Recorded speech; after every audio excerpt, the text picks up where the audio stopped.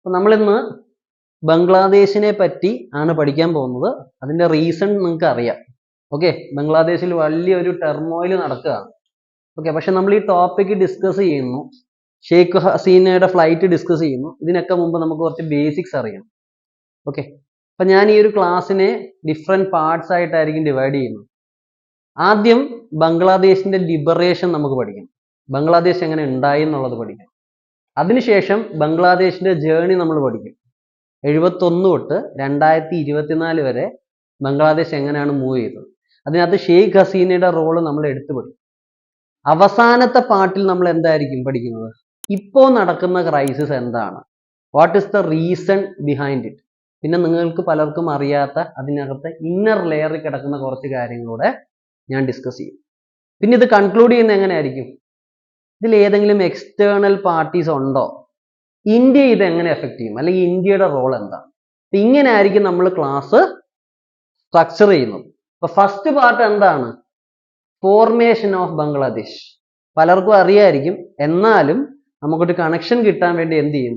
V will start with the formation of Bangladesh, അല്ലെങ്കിൽ liberation of Bangladesh from Pakistan. Okay, അപ്പൊ നമുക്ക് class start ചെയ്യാം. അപ്പൊ ഈ സ്ലൈഡ് തന്നെ നിങ്ങൾക്ക് കാണാം, വായിക്കാൻ പറ്റുന്നുണ്ടോ? From East Pakistan to Bangladesh. Okay, അപ്പൊ ഞാൻ ആദ്യം ഒരു ഇമേജ് നിങ്ങളെ കാണിക്കാം. ഈ ഇമേജിനകത്ത് ജിന്നയുടെ ഫോട്ടോ നിങ്ങൾക്ക് കാണാം, അതുപോലെ നെഹ്റുവിന്റെ ഫോട്ടോ നിങ്ങൾക്ക് കാണാം. അതിന്റെ അടിയിൽ ഒരു കോട്ട് നിങ്ങൾക്ക് കാണാം. എന്താ? Pakistan's identity crisis. ആർക്കെങ്കിലും മനസ്സിലായോ എന്താണ് പാകിസ്ഥാന്റെ ഐഡന്റിറ്റി ക്രൈസിസ് എന്ന്? പാകിസ്ഥാൻ ജനിച്ചപ്പോൾ അതിന് ആദ്യം ഉണ്ടായ ഒരു പ്രശ്നം, വാട്ട് ഇസ് മൈ ഐഡന്റിറ്റി, എന്റെ ഐഡന്റിറ്റി എന്താണ്, എന്റെ അസ്തിത്വം എന്താണ്, അതാണ് ചോദ്യം. ഓക്കെ, കാരണം പാകിസ്ഥാൻ എങ്ങനെ ചിന്തിച്ചാലും അതിന്റെ history it is connected to the India, അല്ലെങ്കിൽ ഇന്ത്യൻ സിവിലൈസേഷനുമായിട്ട്, അല്ലെങ്കിൽ ഇന്ത്യയുമായിട്ടാണ് അതിന്റെ ചരിത്രം ബന്ധപ്പെട്ട് കിടക്കുന്നത്, ഇന്ത്യൻ സബ് കോണ്ടിനെന്റുമായിട്ട്. അപ്പൊ സെപ്പറേറ്റ് അതിനൊരു ചരിത്രം ഉണ്ടോ എന്ന് ചോദിച്ചാൽ റിയലി ഇല്ല. ഇനി സപ്പോസ് പോട്ടെ, ഞങ്ങൾ മുഗൾസിന്റെയും അല്ലെങ്കിൽ ഡൽഹി സൽത്തനറ്റിന്റെയും എല്ലാം പിൻഗാമികളാണെന്ന് ചിന്തിക്കണമെന്ന് ആഗ്രഹിച്ചാൽ, ഇവരുടെ മേജർ പവർ സെന്റേഴ്സ് എല്ലാം എവിടെ കിടക്കുന്നത്? പാകിസ്ഥാൻ ഇപ്പൊ നിൽക്കുന്ന സ്ഥലത്താണോ, ഇന്ത്യയിലാണോ? ഡൽഹി എവിടാ? ഇന്ത്യയിലാണ്.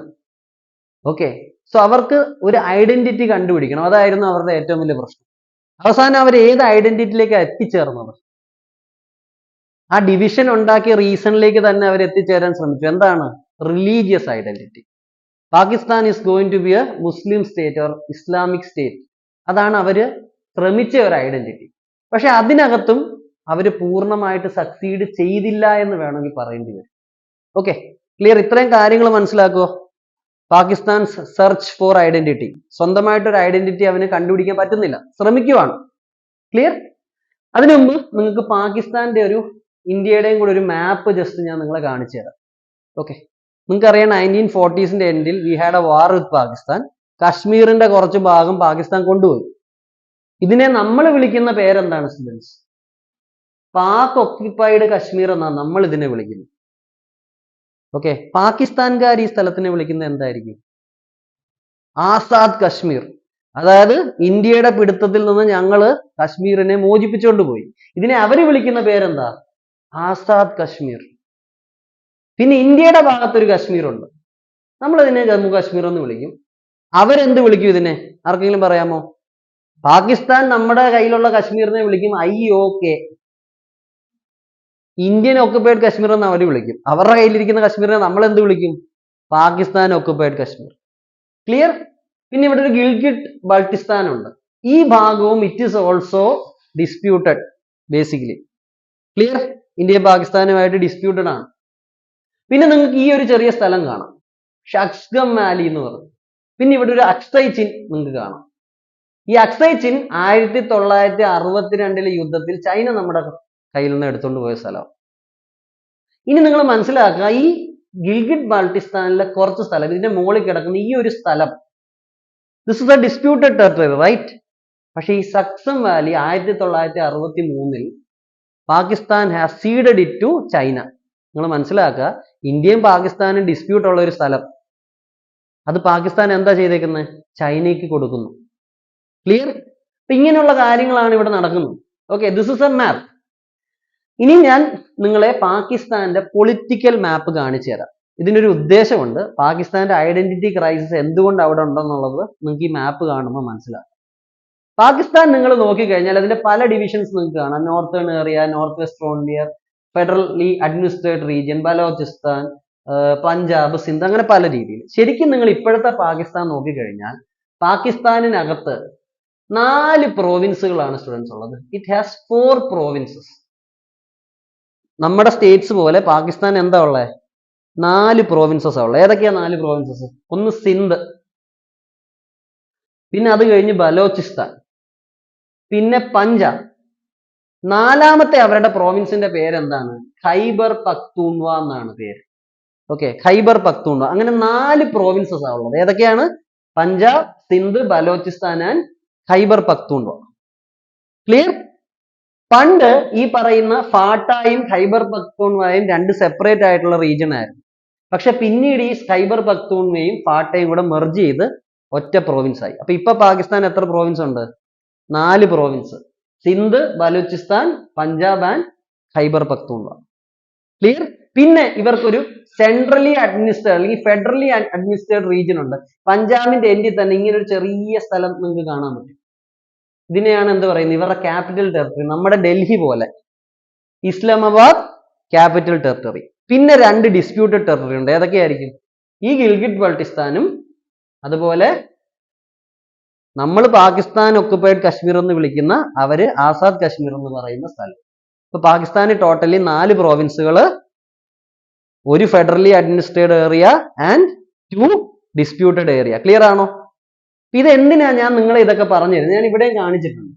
എന്താണ് ഇപ്പോഴുള്ള പാകിസ്ഥാന്റെ? പണ്ട് പാകിസ്ഥാൻ 2018 വരെ ഈ ഫാട്ടായും ഖൈബർ പക്തൂൺവയും സെപ്പറേറ്റ് ആയിരുന്നു. പിന്നീട് ഇത് രണ്ടും കൂടെ മെർജ് ചെയ്തൊരു പ്രോവിൻസ് ആക്കി. എന്തിനാണ് ഞാൻ ബംഗ്ലാദേശ് പഠിപ്പിക്കുമ്പോൾ എന്തിനാണ് ഞാൻ നിങ്ങളെ ഈ പാകിസ്ഥാന്റെ പ്രോവിൻസ് പഠിപ്പിക്കുന്നത്? അതിനും ഒരു ലോജിക് ഉണ്ട്. കാരണം ഞാൻ പറഞ്ഞു പാകിസ്ഥാൻ അതിന്റെ ഐഡന്റിറ്റി സെർച്ച് ചെയ്തുകൊണ്ടിരിക്കുകയാണ്. അതിന്റെ ഒരു ഐഡന്റിറ്റി കണ്ടെത്താൻ ശ്രമിക്കുകയാണ്. പക്ഷെ അത് കണ്ടെത്തിയ ഐഡന്റിറ്റി എന്താണ്? I'm going to be a Islamic state, അല്ലെങ്കിൽ ഒരു ഇസ്ലാമിക് റിപ്പബ്ലിക് ആവാൻ പോകുന്നു, അല്ലെങ്കിൽ ഒരു മുസ്ലിം സ്റ്റേറ്റ് ആവാൻ പോകുന്നു. അതാണ് എന്റെ ഐഡന്റിറ്റി. പക്ഷെ അവിടെ ഒരു പ്രശ്നമുണ്ട്. ഇതാണ് ആ പ്രശ്നം. അതായത് പാകിസ്ഥാനില് മുസ്ലിം ഡോമിനേഷൻ ആണ്. പക്ഷെ നിങ്ങൾ മനസ്സിലാക്കേണ്ടതെന്ന് പറഞ്ഞാൽ പാകിസ്ഥാനിലെ പല സ്ഥലങ്ങളിലും they have different cultures.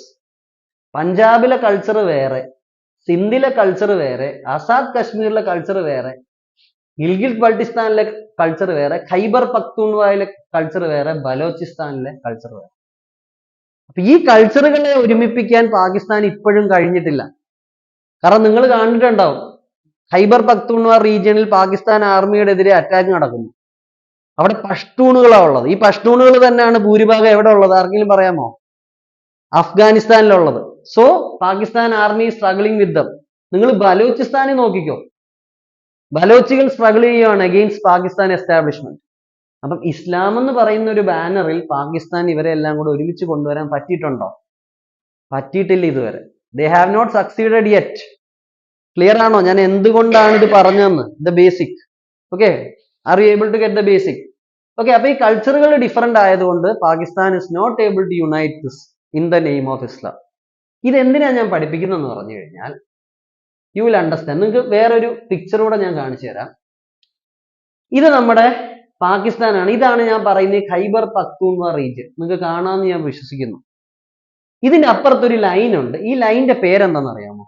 Durand line എന്നാണ് ഈ ലൈനിന്റെ പേര്. It is A line separating Pakistan and Afghanistan. രസം എന്ന് പറഞ്ഞാൽ അഫ്ഗാനിസ്ഥാൻ ഒരിക്കലും അവരുടെ ബോർഡർ ആയിട്ട് ഈ ഡ്യൂറന്റ് ലൈനിനെ അംഗീകരിക്കുന്നില്ല.